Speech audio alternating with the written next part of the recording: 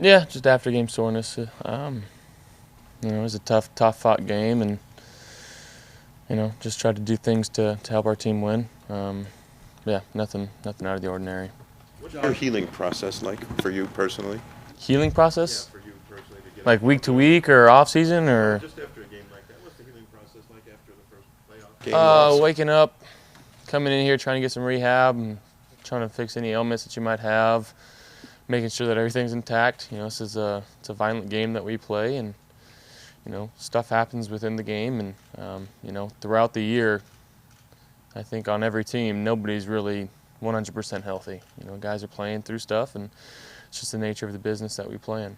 Josh, there was talk that the pain, of all the pain and frustration that was felt after that loss and how difficult it was. Do you think that can be turned into a positive? And One, how much do you think it can be? yeah, 100%. You know, I just got told, we've got a good basis on where we're at right now, and a lot of guys coming back next year. So we're gonna have this feeling in our stomachs for the next 8 months until we play again, and throughout the off-season process of training and working out and trying to learn our playbook and get into some deeper things there and utilizing that, it's for sure going to help us out in the long run. And it sucks now, but can't win them all. But we can learn from this and try to use it for the better. And the guys that we have in this locker room, I've got no doubt that's what we'll do. What do you hope you specifically get out of this? I mean, the experience of being in that game, that type of game, feeling the flow. Obviously there's some things that we wish we had back and things that I wish I had back, but at the end of the day, we didn't get it done. But just little things about in the game, just finding completions and taking care of the football, and that one turnover really cost us.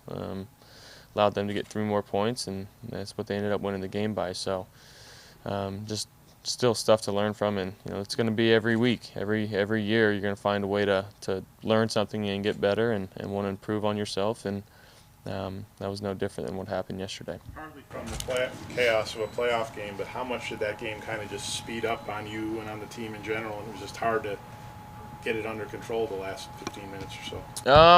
I mean, I wouldn't say it was any of that.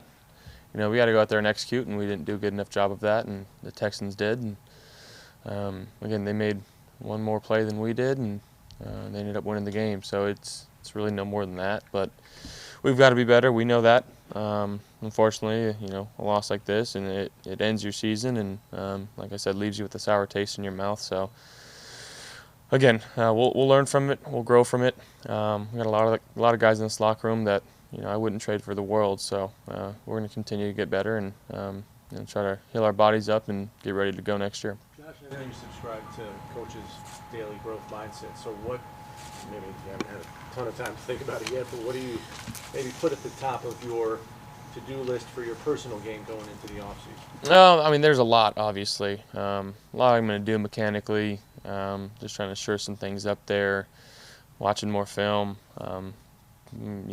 more so than on myself than anybody else, and just finding out what went good, what went bad, and try to give me a real honest self-assessment, and talk with our coaches before we leave here, and try to develop a plan of what I need to work on in their eyes too, and going back to wherever it is and training with my quarterback guy, and whether it's taking a week or 2 off and getting back in the weight room and trying to put myself in peak physical condition for OTAs and then training camp and then the season. It's going to happen quick. That's what happened this off season, and the months tend to fly by, and I am anxious to get back practicing again, and I wish we were doing that today, but it is what it is. Josh, you don't have many free agents, but one is Quentin Spain.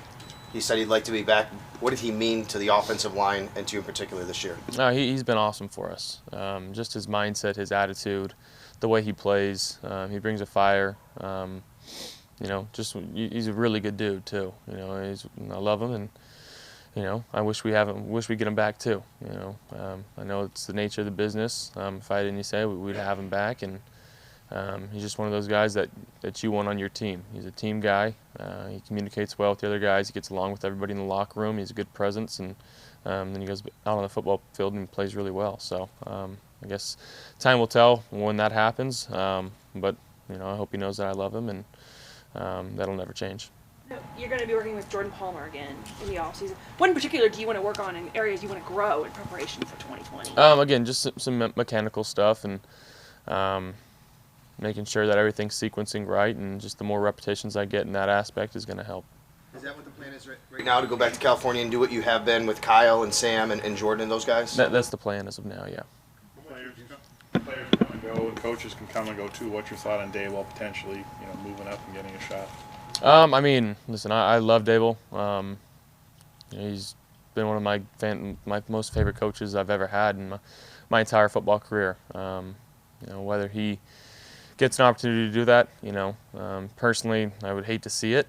But at the same time, to get an opportunity like that for him, it would be awesome, and not just for him, but for his family too. And I understand that this is a business, and I'd be the first one to tell him to do it if he had that opportunity.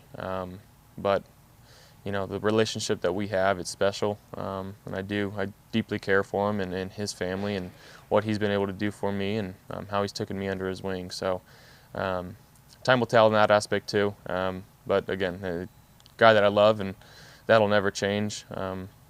But personally, I hope he's back next year and we can keep things rolling. Frank and Mitch both mentioned how the future should be bright around here, and while it won't be easy, the expectations of next year are to win this division. What are your expectations moving forward? Yeah, there's no difference in my expectations, and we want to come out and obviously play as best as we can and win as many games as we can. Ultimately, winning the division is great. Putting ourselves in the playoffs, getting back there, and that's our goal, and that's not going to waver there. And coach is going to continue to preach playoff caliber football, and we're going to try to go out there and do our jobs. Josh, this might be the most dejected I've seen you in maybe all the 2 years that you've been here.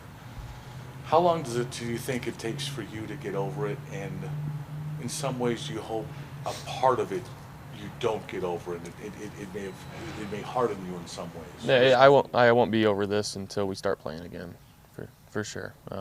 Again, I'm very self-driven, and I understood that things could have went differently, and I'm going to learn from it, and I'm going to use it, and I'm going to grow from it, and this will be a chip on my shoulder until we start playing again. Josh, when you look back on this season and just the role that the rookies played on the offense, Devin Singletary, Dawson Knox, Cody Ford, what did they mean to you in this team? Well, they played fantastic for us. Hats off to our guys in the front office for seeing their skill set and taking a leap and drafting these guys. And not